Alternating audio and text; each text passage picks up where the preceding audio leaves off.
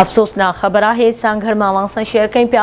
बिजली जो करंट लगण सबब पंजाब वासी पोरियत फ़ौत थी वियो। सादिकाबाद वासी इमरान कॉटन फैक्ट्री में पोरियो कंदो हो जो करंट लगण करे फ़ौत थी वियो आहे। ॾुखंदड़ ख़बर है सांघड़ मां केॾी पिया बिजली जो करंट लगण सबब पंजाब वासी पोरियत फ़ौत थी वियो आहे। तव्हांखे ॿुधाईंदा हलूं सादिकाबाद वासी इमरान कॉटन फैक्ट्री में पोरियो कंदो हो।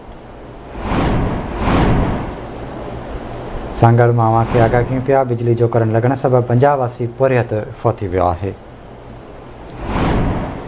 सादिकाबाद वासी इमरान कॉटन फैक्ट्री में पोरियो कंदो हो। बिजली जो करंट लगण सबब पंजाब वासी पोरियत फ़ौत थी वियो। अफ़सोसनाक ख़बर खां के आगाह कई पिया। इन हवाले से तफ़सील मालूम कंदासीं सांघड़ मां आवाज़ न्यूज़ रिपोर्टर एडी कुंभर खां। एडी कहिड़ा तफ़सील आहिनि आगाह कजो। जी गज़ल आहे पंजाब शहर सादिकाबाद जो रहवासी आहे पोरियत इमरान जो पोरियो करण जे लाइ सांघड़ में आयल हो।